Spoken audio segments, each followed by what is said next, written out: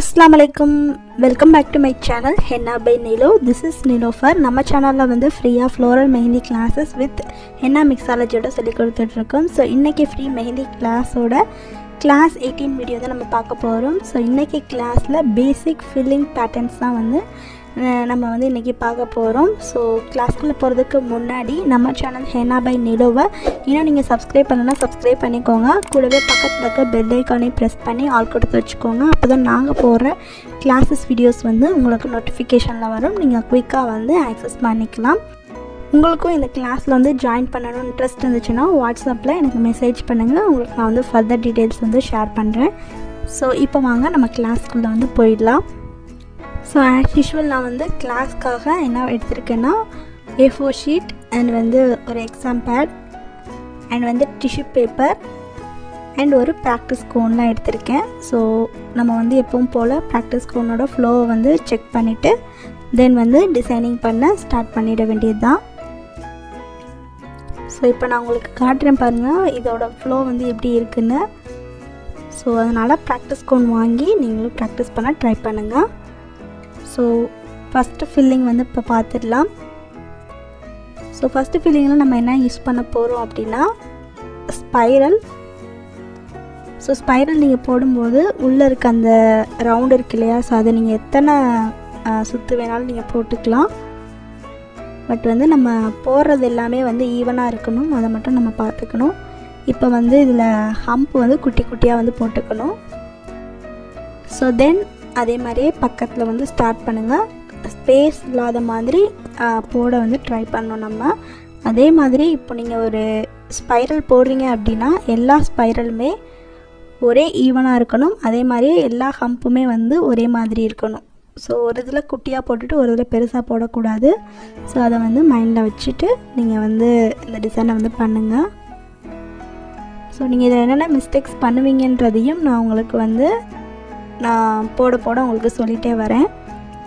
ஏன்னா நீங்கள் ஃபில்லிங் பண்ணும்போது நிறைய மிஸ்டேக்ஸ் பண்ணிடுவீங்க. நீங்கள் என்ன மிஸ்டேக் பண்ணுவீங்க அண்ட் வந்து அதை எப்படி சரி பண்ணலாம், ஸோ எல்லாத்தையும் நான் உங்களுக்கு வந்து இப்போ சொல்லித்தர போகிறேன். ஸோ முதல்ல நீங்கள் வந்து ஒரு சர்க்கிள்குள்ளே போடுறீங்க அப்படின்னா இப்போ நீங்கள் போடுற எல்லா எலமெண்ட்டும் ஒரே மாதிரி இருக்கணும். நீங்கள் ஃபினிஷிங் பண்ணும்போதும் சரி இல்லை ஸ்டார்டிங் பண்ணும்போதும் சரி, ஸோ எல்லாமே பார்க்குறதுக்கு ஒரே மாதிரி இருக்கணும். ஸோ நீங்கள் ஃபினிஷிங் பண்ணும்போது அந்த இடத்துல கேப் குட்டியாக இருக்குதுன்னு சொல்லிட்டு சுருக்கி போட்டுருவீங்க. ஸோ அது மட்டும்தான் நீங்கள் பண்ணுற மிஸ்டேக். இப்போ நீங்கள் ஃபில்லிங் பண்ணுறீங்கன்னா அதை நீங்கள் இந்த மாதிரி ரவுண்ட் ஷேப்லேயும் போடலாம், பாக்ஸ் ஷேப்லேயுமே போடலாம் அண்ட் ட்ரையாங்கிள் ஷேப்லேயும் போடலாம். ஸோ அது வந்து நீங்கள் வந்து உங்களுக்கு ஏற்ற மாதிரி உங்களுக்கு எப்படி பிடிச்சிருக்கோ அதை நீங்கள் போட்டுக்க வேண்டியதுதான். ஸோ நம்ம போடுற எலமெண்ட் எல்லாமே எப்படி இருக்கணும்னா ஒரே மாதிரி இருக்கணும், அன்ஈவனாக இருக்கக்கூடாது. ஸோ நீங்கள் ஸ்பைரல் போடுறதா இருந்தாலும் சரி, ஹம்ப் போடுறதா இருந்தாலும் சரி, ஸ்டார்டிங்கில் ஒரு பேட்டர்ன் கொடுத்துட்டிங்கன்னா அதுக்குள்ளே நீங்கள் போடுற ஒவ்வொரு ஸ்பைரல் ப்ளஸ் ஹம்ப்ஸுமே ஒரே மாதிரி இருக்கணும். ஓகேங்களா? ஸோ அது மட்டும்தான் நீங்கள் இதில் நோட் பண்ண வேண்டியதாக இருக்கும். இப்போது இங்கே நான் ஒரு ஸ்பைரல் போட்டேன், ஆனால் அங்கே நான் வந்து கொஞ்சம் கேப் இருக்குது. ஸோ இந்த கேப் எப்படி ஃபில் பண்ணணும்னா இப்போ ஆல்ரெடி நான் வந்து ஹம்பெல்லாம் போட்டுட்ருக்கேன் இல்லையா, ஸோ அந்தமாதிரி ஹம்பும் போடலாம். இல்லைனா வந்து வெளியில் ஒரு லேயர் ஆஃப் அந்த கர்வ் போட்டு நீங்கள் வந்து அந்த கேப்பை வந்து ஃபில் பண்ணிடலாம். ஸோ அந்த மாதிரி தான் வந்து நீங்கள் கிடைக்கிற கேப் எல்லாமே ஃபில் பண்ணணும். ஸோ இதுவுமே வந்து நிறைய பேர் மிஸ்டேக்ஸ் பண்ணுவீங்க. இப்போ நான் வந்து இந்த இடத்துல ஆரம்பிக்கிறேன்னா இப்போ அங்கே வந்து எனக்கு கொஞ்சம் ஸ்பேஸ் இருக்குது இல்லையா, ஸோ அந்த இடத்துல நான் இப்போ எப்படி மெர்ஜ் பண்ணுறேன்னா ஒரு ஸ்பைரல் போட்டுட்டு அந்த கேப்பை நான் வந்து ஃபில் பண்ணிடுறேன். ஸோ இப்படி தான் நம்ம ஃபில் பண்ணோம். இப்போ நான் வந்து பார்த்திங்கன்னா ஓரளவுக்கு கம்ப்ளீட் பண்ணிவிட்டு வந்துட்டேன். ஸோ இப்போ தான் நீங்கள் பண்ணுற மிஸ்டேக்ஸை நான் உங்களுக்கு வந்து எப்படி சரி பண்ணுறதுன்னு சொல்ல போகிறேன். ஸோ இந்த மாதிரி வந்து கேப் இருக்கும் போது இந்த இடத்துல எப்படி நீங்கள் போடலான்னா, ஸோ முதல்ல வந்து ஒரு பெரிய ஸ்பைரல் மாதிரி போட்டுக்கோங்க. ஆல்ரெடி நம்ம போட்டிருக்கோம் இல்லையா, அதே ஷேப்பில் போட்டுக்கோங்க. அதுக்கப்புறம் நம்ம மற்றதுக்குலாம் எப்படி போட்டிருக்கோமோ அதே மாதிரி குட்டியாக வந்து ஹம்ப் கொடுத்துடணும்.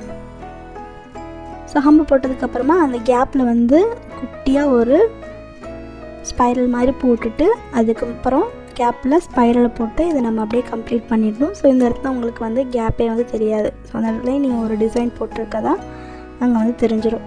ஸோ இப்போ இதை வந்து நம்ம ஃபில் பண்ணிடலாம். ஸோ அதே மாதிரி தான் எங்கெங்கெல்லாம் உங்களுக்கு கேப் கிடைக்குதோ ஸோ அங்கே எல்லாமே நீங்கள் எந்த சைஸில் வந்து மற்ற ஸ்பைரல்லாம் போட்டிருக்கீங்களோ அதே சைஸில் போட்டுக்கணும்.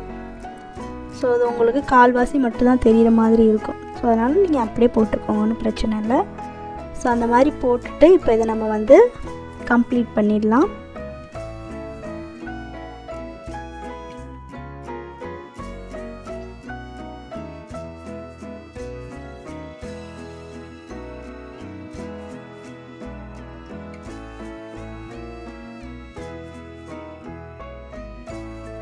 இப்போ வந்து நம்ம ஃபஸ்ட்டு ஃபில்லிங் பேட்டர்ன் வந்து கம்ப்ளீட் பண்ணியாச்சு.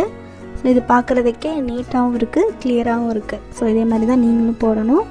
இதுக்கு வெளியில் வந்து நீங்கள் ஒரு கோட்டிங் அவுட்லைன் கொடுத்துட்டிங்கன்னா இது வந்து ஃபினிஷ் ஆகிடும். இப்போ வந்து நெக்ஸ்ட்டு செகண்ட் ஒன் பார்க்கலாம். இப்போ இதில் வந்து நீங்கள் எப்படி வந்து ஃபஸ்ட்டு ஒன்றில் வேரியேஷன் பண்ணலாம் அப்படின்னா, இப்போ நான் வந்து ஒரு ஸ்பைரல் அண்ட் ஒரு ஹம்ப் கொடுத்துருக்கேன். இப்போ நீங்கள் வந்து ஒரு ஸ்பைரல், ஒரு கர்வ், ஒரு ஹம்ப், இல்லைனா ஒரு ஸ்பைரல், 2 ஹம்ப் இந்த மாதிரி போட்டுட்டு நீங்கள் கொடுக்கலாம். ஸோ இப்போ வந்து செகண்ட் ஒன் பார்க்கலாம். செகண்ட் ஒன் வந்து பார்த்திங்கன்னா ஃபஸ்ட்டு வந்து இந்த மாதிரி வந்து ரவுண்ட் ஷேப் வந்து போட்டுக்கோங்க. அதை வந்து லைட்டாக போல்ட் பண்ணிக்கோங்க இந்த மாதிரி. பட் வந்து ஃபுல் ரவுண்ட் ஷேப் வந்து போட்டுறணும். அதுக்கப்புறம் வந்து லைட்டாக வந்து மெலிசாக ஒரு அவுட்லைன் மாதிரி கொடுத்துக்கோங்க. கொடுத்துட்டு இப்போ இதில் ஹம்ப் வந்து குட்டி குட்டியாக வந்து ஃபஸ்ட்டு கொடுத்த மாதிரியே கொடுத்துட வேண்டியதான். ஸோ இதே மாதிரி பக்கத்தில் வந்து ஸ்டார்ட் பண்ணுங்கள். ஸோ போல்டாக ஒரு கர்வ் போட்டுட்டு அதுக்கப்புறம் மெலிசாக ஒரு கர்வ் அண்ட் வந்து ஒரு குட்டியான ஹம்ப்பு. ஸோ அந்த சர்க்கிள் மட்டும் ஃபுல் சர்க்கிளாக கொடுங்க அண்ட் போல்டாக கொடுத்துருங்க. ஸோ இது மட்டும் தான் நீங்கள் நோட் பண்ணணும். மற்றபடி நீங்கள் ஃபஸ்ட்டு ஒன் பார்த்த மாதிரியே தான் இதுக்கும் கேப் கிடைக்கிற இடத்துலலாம் கரெக்டாக பார்த்து நீங்கள் ஃபில் பண்ணணும். ஓகேங்களா? ஸோ இதுவுமே வந்து ரொம்ப ஈஸியான ஒரு ஃபில்லிங் பேட்டர்ன் தான்.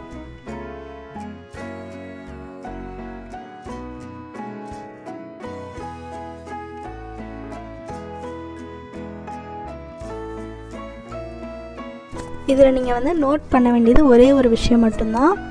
ஸோ போடுற எல்லா ரவுண்டுமே ஒரே மாதிரி ஷேப்பில் இருக்கணும். அண்ட் வந்து அந்த ரவுண்ட் போடும்போது அந்த ஹம்ப்பு கூட அது வந்து மிக்ஸ் ஆகவோ மெர்ஜ் ஆகவோ கூடாது. அண்ட் ஒவ்வொரு ஹம்ப்புமே வந்து தனித்தனியாக தெரியணும். ஸோ இது மட்டும்தான் நீங்கள் நோட் பண்ணணும்.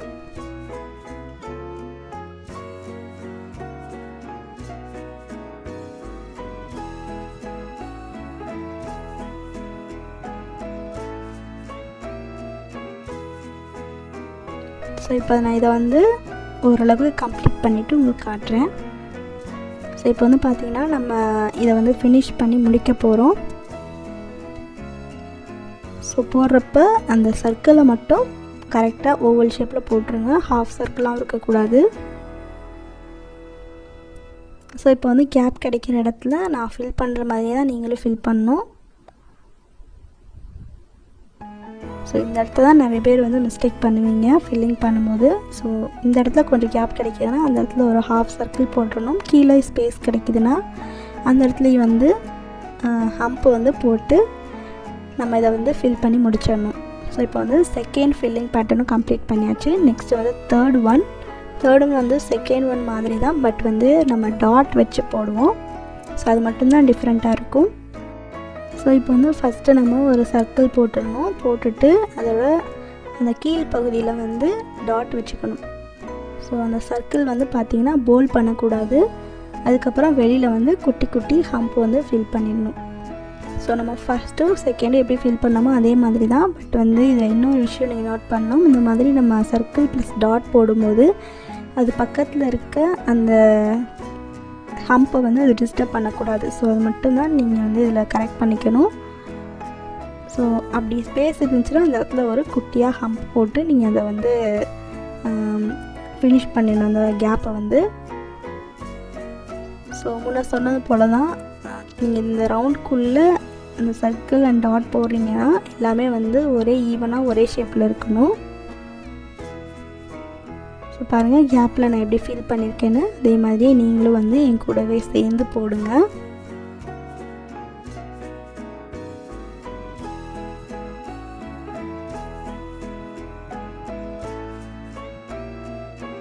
இப்போ இதை நான் வந்து ஓரளவு வந்து ஃபினிஷ் பண்ணிவிட்டு வந்துடுறேன். இப்போ வந்து பார்த்திங்கன்னா ஓரளவு ஃபினிஷ் பண்ணிவிட்டேன். இன்னும் வந்து கொஞ்சம் மட்டும் தான் நம்ம போடணும். ஸோ அந்த கேப்ஸை வந்து எப்படி ஃபில் பண்ணுறது மட்டும் நீங்கள் பார்த்துட்டிங்கன்னா போதும். ஸோ இது வந்து உங்களுக்கு ஈஸியாக வந்துடும். ஸோ இப்போ வந்து நம்ம தேர்ட் ஒன் வந்து கம்ப்ளீட் பண்ணி முடிக்க போகிறோம். ஸோ இந்த டிசைன்ஸ்லாம் நீங்கள் வந்து எங்கே வந்து போடலாம் அப்படின்னா, உங்களுடைய ஹேண்டோட பாமில் வந்து இந்த மாதிரி ஒரு கட் மாதிரி கொடுத்து போடலாம், அல்லது ஒரு பாக்ஸ் ஷேப் மாதிரி போடலாம். அண்ட் இல்லைனா நீங்கள் மண்டலா ஷேப் மாதிரி கூட நீங்கள் வந்து ட்ரா பண்ணிவிட்டு நீங்கள் வந்து இந்த ஃபில்லிங் பேட்டர்னை உள்ளே வந்து போட்டுக்கலாம். ஸோ அது வந்து உங்களுடைய க்ரியேட்டிவிட்டியை பொறுத்து நீங்கள் வந்து இதை யூஸ் பண்ணிக்கலாம். ஸோ நெக்ஸ்ட்டு வந்து நம்ம 4th பேட்டர்ன் போயிடலாம். 4th பேட்டர்ன் வந்து ஒரு பெரிய ஸ்பைரல் போட்டுக்கணும். ஸ்பைரலுக்குள்ளே ஒரு 3-4 சுற்று வந்து வர மாதிரி போட்டுக்கோங்க. அண்ட் வந்து குட்டி குட்டியாக ஹம்ப் நம்ம ஃபஸ்ட்டுக்கு போட்டோம் இல்லையா, ஸோ அதே மாதிரி போட்டுக்கோங்க. அண்ட் வெளியில் வந்து டாட்ஸ் கொடுக்க போகிறோம். குட்டி குட்டியாக வந்து கொடுங்க, ரொம்ப பெருசாக கொடுத்துடாதீங்க. கொடுத்துட்டு இப்போ இதை வந்து வெளியில் அந்த டாட்ஸை சுற்றி இந்த மாதிரி கர்வ் மாதிரி கொடுக்க போகிறோம், கர்வ் அவுட்லைன். ஸோ அதே மாதிரியே பக்கத்துலேருந்து ஸ்டார்ட் பண்ணுங்கள். ஸோ நீங்கள் எவ்வளோ பெரிய சைஸில் வந்து ஸ்பைரல் போடுறீங்களோ அதே தான் நீங்கள் எண்டிங் ஃபினிஷிங் பண்ணுற வரைக்கும் நீங்கள் வந்து ஃபாலோ பண்ணணும். ஸோ எல்லாத்துக்குமே அதே ப்ரொசீஜர் தான். ஸோ இப்போ வந்து ஹம்ப்பு கொடுத்துட்டு அண்ட் டாட் கொடுத்துடலாம். டாட்ஸ் கொடுத்துட்டு அண்ட் வந்து கர்வ் இந்த மாதிரி கொடுத்துடலாம். ஸோ இதுலேயுமே நீங்கள் இன்னொரு விஷயம் வந்து ஃபாலோ பண்ண வேண்டியது இருக்கும். நீங்கள் வந்து போடும்போது எந்த ஒரு எலமெண்ட்டையும் நீங்கள் வந்து டிஸ்டர்ப் பண்ணக்கூடாது. ஸோ அது மட்டும்தான். இப்போ இதில் நான் டாட்ஸ் கொடுத்துருக்கேன்னா அந்த வெளியில் இருக்க அந்த கர்வ் லைன் இருக்கு இல்லையா, ஸோ அது வந்து டாட்ஸை வந்து டச் பண்ணவே கூடாது. ஸோ அது மட்டும்தான் நீங்கள் வந்து நோட் பண்ணணும். ஸோ இதே மாதிரி தான் ஒவ்வொரு பேட்டர்ன்ஸ்லேயும் நீங்கள் வந்து நோட் பண்ண வேண்டியது இருக்கும். ஸோ பார்க்க கிளியராக நீட்டாக இருக்கணும். அதே சமயத்தில் நம்ம கிரிக்கிடக்கூடாது. ஸோ அதை வந்து நீங்கள் கரெக்டாக பார்த்து போட்டுக்கோங்க.